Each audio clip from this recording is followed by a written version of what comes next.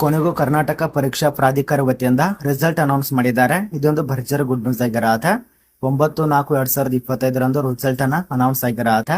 ಯಾವ್ಯಾವ ಒಂದು ವಿದ್ಯಾರ್ಥಿಗಳು ಇಲ್ಲಿ ತನಕ KPSC ಆಗಬಹುದು, ಅದೇ ರೀತಿಯಾಗಿ ಕರ್ನಾಟಕ ಪರೀಕ್ಷಾ ಪ್ರಾಧಿಕಾರ ವತಿಯಲ್ಲಿ ಆಗಬಹುದು, ಯಾವ ಒಂದು ಪೋಸ್ಟಿಗೆ ಅರ್ಜಿ ಸಲ್ಲಿಸಿದ್ರಲ್ಲ ಅದೇ ಒಂದು ಪೋಸ್ಟಿಗೆ ಈಗ ರಿಸಲ್ಟ್ ಅನೌನ್ಸ್ ಆಗಿರತ್ತೆ. ಪ್ರತಿಯೊಬ್ರು ವಿಡಿಯೋ ಕೊನೆತನಕ ನೋಡಿ ಹೇಗೆ ಚೆಕ್ ಮಾಡೋದು, ಎಲ್ಲಿ ಲಿಂಕ್ ಇರತ್ತೆ ಒಂದೊಂದು ತಿಳಿಸ್ಕೊಡ್ತೇವೆ.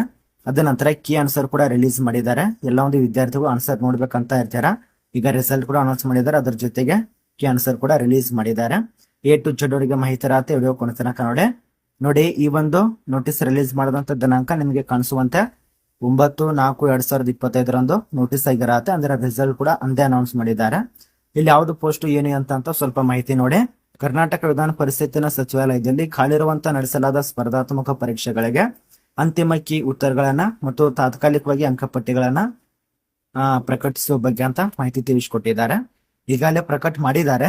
ಇದು 22ನೇ ತಾರೀಕಿನಿಂದ 25ನೇ ತಾರೀಕು ತನಕ ಏನು ಪರೀಕ್ಷೆ ಇತ್ತಲ್ಲ ಹೋದ ತಿಂಗಳು, ಅದಕ್ಕೆ ಸಂಬಂಧಪಟ್ಟಂತೆ ಈ ತಿಂಗಳಲ್ಲಿ ರಿಸಲ್ಟ್ ಅನೌನ್ಸ್ ಮಾಡಿದ್ದಾರೆ. ಅದ್ರ ಜೊತೆಯಲ್ಲಿ ಅಂತಿಮ ಅಂಕೆ ನಿಮ್ಮ ಒಂದು ಕೀ ಉತ್ತರ ಕೂಡ ಅನೌನ್ಸ್ ಮಾಡಿದ್ದಾರೆ. ದಯವಿಟ್ಟು ವಿದ್ಯಾರ್ಥಿಗಳು ಬೆಳಗ್ಗೆ 10 ಗಂಟೆಯಿಂದ ಸಾಯಂಕಾಲ 5 ಗಂಟೆ ತನಕ ನಿಮ್ಗೆ ಅವಕಾಶ ಇರತ್ತೆ.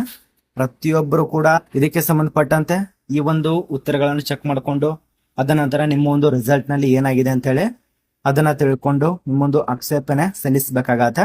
ಅಂದ್ರೆ ನೀವು ಏನಾದ್ರೂ ತಪ್ಪಾಗಿ ಬರ್ದಿತ್ತಂದ್ರೆ ಅದು ಮತ್ತೆ ಸರಿಯಾಗಿತ್ತಂದ್ರೆ ನೀವು ಇಲ್ಲಿ ಆಕ್ಷೇಪಣೆ ಕೊಡೋದಕ್ಕೆ ಆಗೋದಿಲ್ಲ. ಯಾಕಂದ್ರೆ ನಮ್ಗೆ ಗೊತ್ತಿರತ್ತೆ ಇದು ತಪ್ಪಾಗಿತ್ತು ಮತ್ತೆ ನಾವು ಬರ್ದಿದ್ವಿ ಅಂತ ಹೇಳಿ. ಆದ್ರೆ ಇಲ್ಲಿ ನಿಮ್ದು ಏನಾದ್ರೂ ಸರಿಯಾಗಿ ಉತ್ತರನ ಕೊಟ್ಟಿತ್ತು ಅಂದ್ರೆ ಅದೇ ರೀತಿಯಾಗಿ ಅಲ್ಲಿ ಏನಾದ್ರೂ ನಿಮ್ಗೆ ತಪ್ಪಾಗಿ ಅವ್ರು ಮೆನ್ಷನ್ ಮಾಡಿ ನಿಮ್ಗೆ ಒಂದು ಮಾರ್ಕ್ಸ್ ಅನ್ನ ತೆಗ್ದಿತ್ತಂದ್ರೆ ಈಗ ಮತ್ತೊಮ್ಮೆ ಸರಿಯಾಗಿ ನೀವು ಸರ್ಕಾರಕ್ಕೆ ಆಕ್ಷೇಪಣೆ ಕೊಡಬಹುದು. ಸರಿ, ಇಲ್ಲಿ ನಮ್ ತಪ್ಪಾಗಿದೆ, ಈ ರೀತಿಯಾಗಿ ಮಾಡಿದಿರಾ, ಯಾಕೆ ತಪ್ಪು ಮಾಡಿದಿರಾ ಅಂತೇಳಿ ಅವರಿಗೆ ಒಂದು ಪ್ರಮಾಣ ಪತ್ರ ಜೊತೆಗೆ ಆಫೀಸಲ್ಲಿ ಆದಂತ ವೆಬ್ಸೈಟ್ದಲ್ಲಿ ಸಲ್ಲಿಸಬೇಕು. ಅವ್ರು ಮತ್ತೆ ನಮ್ಗೆ ಸರಿ ಮಾಡ್ತಾರೆ ಅವರು. ಅದೇ ಒಂದು ಕಾರಣಕ್ಕಾಗಿ ಮೊದಲಿಗೆ ಒಂದು ಕೀ ಉತ್ತರನ ರಿಲೀಸ್ ಮಾಡಿದ್ದಾರೆ. ಅದ್ರ ಬಳಿಕ ಒಂದು ತಾತ್ಕಾಲಿಕವಾಗಿ ನಿಮ್ಮ ಒಂದು ರಿಸಲ್ಟ್ ಕೂಡ ಅನೌನ್ಸ್ ಮಾಡಿದ್ದಾರೆ. ದಯವಿಟ್ಟು ಚೆಕ್ ಮಾಡ್ಕೊಳ್ಳಿ. ಏನಾದ್ರೂ ಸಲ್ಲಿಸಿತ್ತಂದ್ರೆ ಮತ್ತೊಂದ್ ಸಲಿಯಾಗಿ ಸಲ್ಲಿಸಬಹುದು, ಅಥವಾ ಬೇಡ ಅಂದ್ರೆ ಬಿಟ್ಬಿಡಿ. ನೋಡಿ, ಇಷ್ಟು ಹೇಳ್ಬೇಕು ಅನಿಸ್ತು. ರಿಸಲ್ಟ್ ಬಗ್ಗೆ ಅನೌನ್ಸ್ ಆಗಿದೆ, ಅರ್ಥ ಆಗಿದೆ ಅಂತ ಅನ್ಕೋತೀವಿ. ಇದ್ರ ಬಗ್ಗೆ ಏನಾದ್ರು ಡೌಟ್ ಇತ್ತು ಅಂದ್ರೆ ಕಮೆಂಟ್ ಅಂತ ತಿಳಿಸಬಹುದು.